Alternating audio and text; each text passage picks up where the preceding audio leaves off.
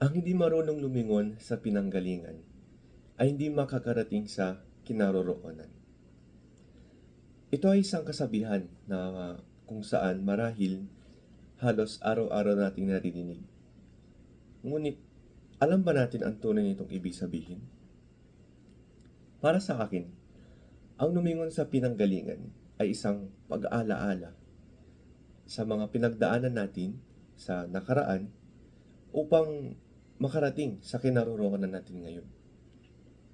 Ito ay isang uri ng pasasalamat kung saan tayo ay nagbabalik tanaw sa nakaraan.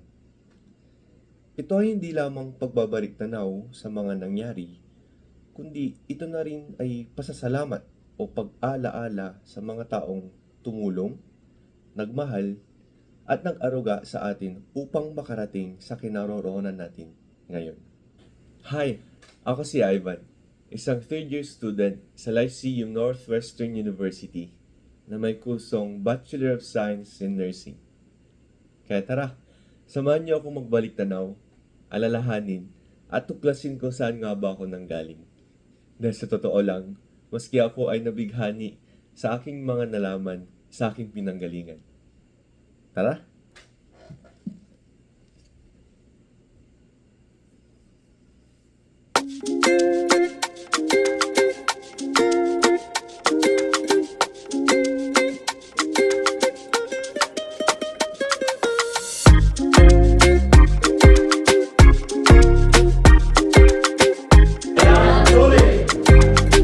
Magnifico ang tulig.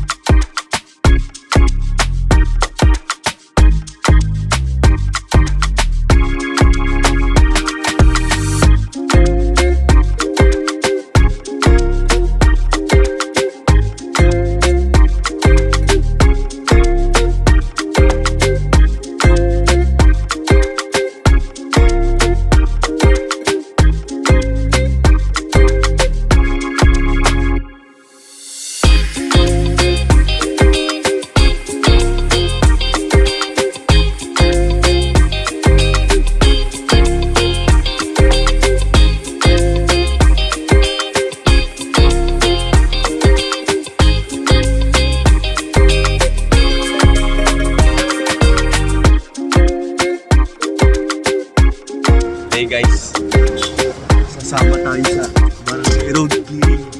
Kasama sa barangay secretary, Square Lodge.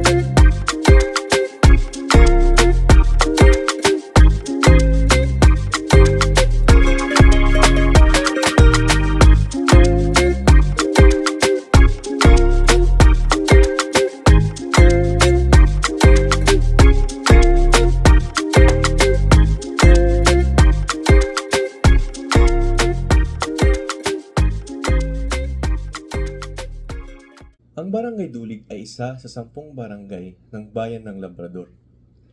Ito ay matapos mong daanan ang barangay ng Dumalandan. ang boundary ng bayan ng Lingayen at bayan ng Labrador. Pag ikaw ay manggagaling ng bayan ng Lingayen, ang Barangay Dulig ay ang kauna-unahang barangay na iyong madadaanan sa bayan ng Labrador. Ang Barangay Dulig ay may populasyon na 4,616 as of 2023. Dahil dito, ang Barangay Dulig ay ang pangalawa sa pinakamalaking barangay sa bayan ng Labrador. Kung ikaw ay mapapadaan sa Barangay Dulig, iyong mapapansin na ang Barangay Dulig ay napapalibutan ng mga bukid at mga palaisdaan. Dahil dito, ang pangunahing hanapbuhay dito sa Barangay Dulig ay ang pagsasaka at pangingisda. Ito nga lang ba ang meron sa barangay na ito? O meron pang tinatagong hiyas na sinasabi nila? Paano nga bang komunidad rito? Maganda nga ba? Mababait ba ang mga tao? Mapayapa? O magulo? Sa aking pagbabalik na taong sa aking pinanggalingan, ako ay nakapanayam ng mga ilang residente dito sa Barangay Dulig. Huwag na natin patagalin pa, atin silang kilalanin.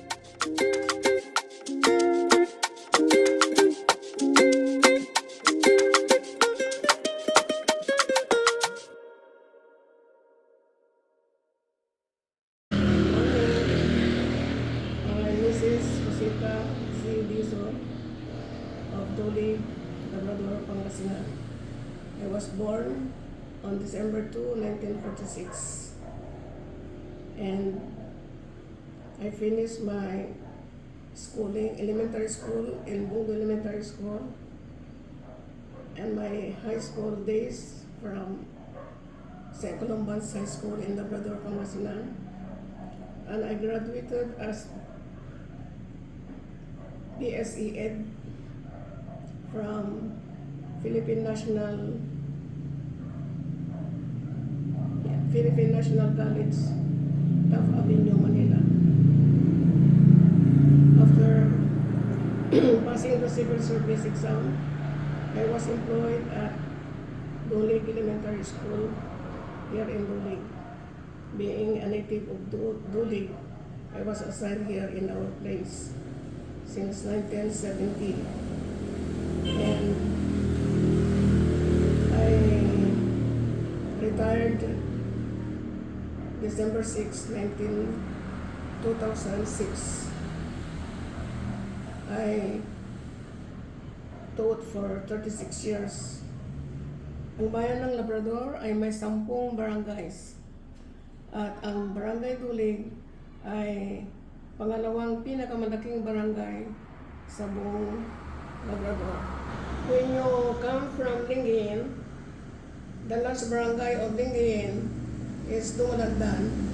This is the last barangay from Lingayen, and next to it is our barangay, the first barangay of Labrador, which is called Dulig. Dito sa aming barangay, ang hanap buhay ng mga tao ay magsasaka dahil napaligiran kami ng mga bukid. At isa pa, marami ring palaisdaan, kaya yung iba ay mangingisda. Yung iba naman na walang palayan at wala ring fish pond, sila ay nangunguha ng kahoy sa bundok. Yung mga magagandang kahoy na pwedeng pangpuste ng bahay noong unang panahon. Sa many centuries ago ang dumaan. Ang aming barangay, ang mga tao dito sa aming barangay ay nangunguha ng punong kahoy doon sa bundok. Ngayon, dahil wala pang pangalan ang aming komunidad, ang mga tao ay nagputol sila ng pinakamalaking kahoy dito sa barangay ng Dulig. At yan ay ginawa nilang dalig. Yung dalig ay ginawang yung wheel ng cart. At yung cart na gagamitin nila sa panghila ng mga products na ipangbibili o kaya yung mga seedlings, rice seedlings na dadalhin sa bukid kung sila ay magtatanim. Ngayon, dahil sa malaking punong kahoy, nakagawa sila ng maraming dalig. Dalig which is quill na sinasabi natin. Kaya naisipan nila na pangalanan ang aming barangay ng Dulig. Pinalitan lamang yung A sa dalig at pinalitan ng U sa Dulig. Kaya ang naging pangalan ng aming barangay ay Dulig. So ang root word ng Dulig ay dalig. Dahil yan ay yan ang unang-unang nagawa nila dito sa Dulig, yung paggawa ng dalig. Ang aming patron dito sa aming simbahan ay ang Nuestra Señora de la Paz. In other words, Our Lady of Peace and Good Voyage, na ito ay mayroong, ang canonization nito ay July 9, noong unang panahon. Kaya ngayon ay isi-celebrate namin ang kapistahan sa July 9. Pang-pitong feast day, 7th feast day of Our Lady of Peace on July 9, 2024. Bago po, ang simbahan namin ay binubuo ng samahan namin na ang Dulig Hermanidad Association.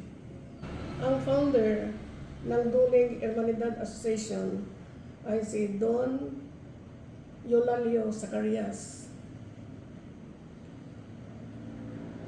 Noong 1901. So, ngayon ay mayroon ng 123 years of existence ang aming simbahan. Ang samahang ito ay binubuo ng mga officers and members ng Dulig Hermanidad na nagtutulong-tulungan tuwing nalalapit ang kapistahan ng aming barangay. Ang fiesta ng aming patron at aming barangay ay every first Sunday after Easter Sunday. Hindi fix ang aming fiesta, basta always first Sunday at the next Sunday after Easter Sunday. So alam na ng mga tao at ang aming samahan ay hindi na kailangan na sasabihin sa mga members dahil alam nila ang kanilang obligation para ang kastahin namin sa pagdating ng fiesta, sila ay nag-aambag-ambag ng some amount para makabuo kami ng panggastos sa fiesta para mapasaya ang aming barangay fiesta in honor of our patron saint, Nuestra Señora de la Paz. Alam na ng mga tao ang kanilang obligasyon. Kaya maski hindi mo sila puntahan na manghingi ng donasyon, pinapadala nila dito sa aming barangay, maski nasa ibang bansa sila. Ang aming barangay, dahil sa pagkakaisa ng mga tao, isang peaceful na community, nagmamahalan ang mga tao dito. Kaya kung pagdating ng fiesta, kami ay nagtutulong-tulungan na magbigay ng street decorations. Kaya kung pagdating ng fiesta, maganda rin ang appearance ng aming barangay. Kami ay nababalita sa ibang lugar dahil sa mga decoration na aming nilalagay sa kalsada. Ngayon, magkakaroon kami ng another celebration, ang 7th feast day of our patron saint, Nuestra Señora de la Paz and Good Voyage on July 9, 2024. You are all invited to attend the procession at 5:30 in the morning and the Holy Mass at 7:30 in the morning and another kasiyahan sa gabi. May sayawan dahil mayroong kuko na idinonate ni sinagot ng aming barangay council. Kaya everybody is invited. Yan lamang po ang masasabi ko tungkol dito sa aming barangay. Kayo ay inaasahan, we are all welcome to come and visit our community and Dulig, Barangay Dulig. Thank you. Magandang araw po sa inyong lahat. Ako po si Elizabeth Garay, isang residente ng Barangay Dulig sa bayan po ng Labrador. Ako po ay miyembro ng Dulig Hermanidad Association since 2018. At nung last year, April 2023 hanggang April 2024 ay naging Hermano Mayor ang aming pamilya. Ang isang Hermano Mayor po ay nagsisilbi o naglilingkod, nag-aalaga sa aming patron sa isang buong taon. Ito po ay isang pribilehyo kung ikaw ay isang miyembro ng Dulig Hermanidad Association. Po ng mahigit 100 miyembro na sa kasalukuyan ang asosasyon. Ang asosasyon po ay in charge din po sa mga kaganapan tuwing aming barangay fiesta. Nariyan po yung mga iba't ibang palabas na isinasagawa sa pagsapit ng fiesta. So isa po sa mga pinakamahalagang okasyon na nangyayari po sa aming barangay ay ang aming barangay fiesta. Ito po ay ginaganap after Holy Week. So Saturday and Sunday after ng Holy Week, yan po ang schedule ng aming fiesta. Ang mga tao po ay abalang-abala.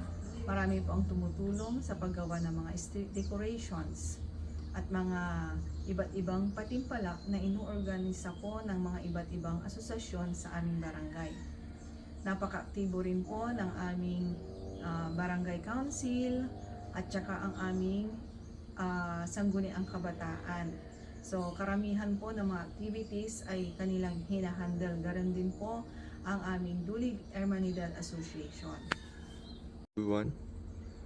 Okay, so sa kabuuan, napakahalaga po ng pagkakaroon ng Dulig Hermanidad Association para maibahagi po ng asosasyon na ito yung mga activities, religious activities sa aming barangay at mapanatili po yung aming pagkakaroon ng magandang tradisyon tuwing fiesta at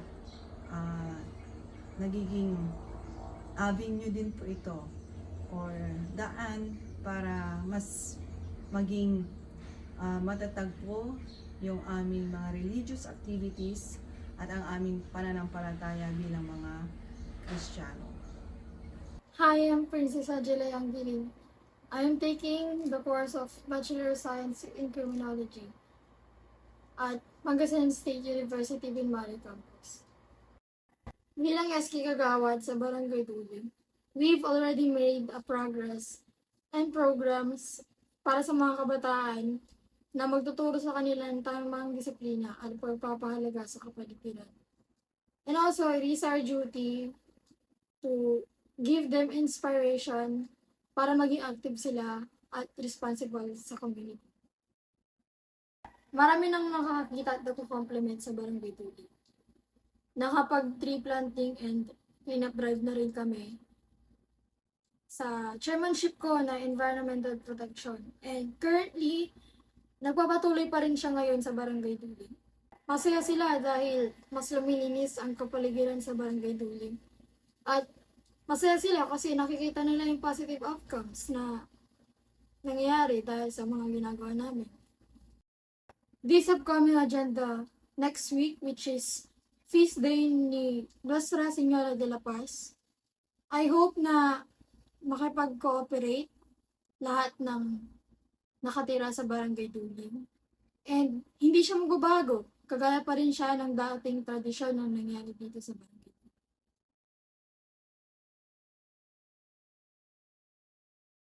Magandang umaga po sa ating lahat, lalong-lalo na sa mga aking barangay mates sa Barangay Dulig. Ito po ang inyong punong barangay, Barangay Captain Joselito Santillan, Austria po. Ang Barangay Dulig ay isang barangay sa bayan ng Labrador at ito ring Dulig ay nasa boundary ng Dumalandan West, Lingay, Pangasinan. Ako ngayon bilang punong barangay. Ang Barangay Dulig ay isang, kung lalabas kayo, dadaan kayo ng Barangay Dulig ay isang maliwanag na barangay. At ito rin sa ngayon ang aking tinutunan ng pansin. Dulig ay isang maliwanag na barangay sa bayan ng Labrador. At bilang inyong punong barangay, gusto ko pang palinawin hanggang Bantayan, hanggang Dulig West. Sa ngayon po, ang Dulig West ay nakabitan ko na ng 37 na poste ng solar street light. Kaya sa susunod na taon po ay aming i-budgetan ng sa bandang Bantayan at Kurbada. At ngayon din, ang tinutunan ko ng pansin ay ang CCTV na sa ngayon may proyekto kami doon sa covered court. May 4 na lens doon. Ang monitoring ay nasa Dulig Health Center.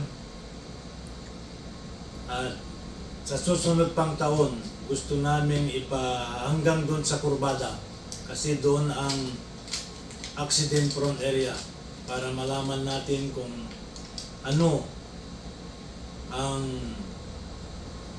paano ang aksidente na nangyayari kasi ang aksidente ay tuwing madaling araw po. At sa Maharlika, may ginawa tayo doon na open canal para sa tuwing darating na po ang tagulan, may outlet po ang tubig papuntang Padilla Road. At ang Barangay Dulig po ang isang pinakamagandang barangay sa Labrador. At ito ay, ang aming pinagmamalaki ay ang tuwing pesta ng Barangay Dulig dahil sa aming street decoration. At gusto pa rin namin ako at ang SK Chairman na pagandahin ang ating covered court. Sana po sa susunod na taon ay mangyari na ang aming pangarap na ang covered court natin sa Dulig ay isang magandang paglaruan ng mga kabataan sa ating barangay. Ito po ang inyong barangay captain, Joselito, Austria. Nagpapasalamat sa inyo sa inyong pakikisama, pakikilahok sa anumang proyekto ng barangay, programa, at sa lalong-lalo na po sa peace and order. Itong July 9 po, may occasion po tayo, ang pista ng ating patron, Nuestra Señora de la Paz. Ang barangay po ay nag-i-invite sa inyo, lahat po ng constituent sa ating barangay Dulig, punta po kayo. Ang ating programa ay sa madaling araw, 5:30 po, may procession po tayo. At sa 7 AM po, may mass po tayo.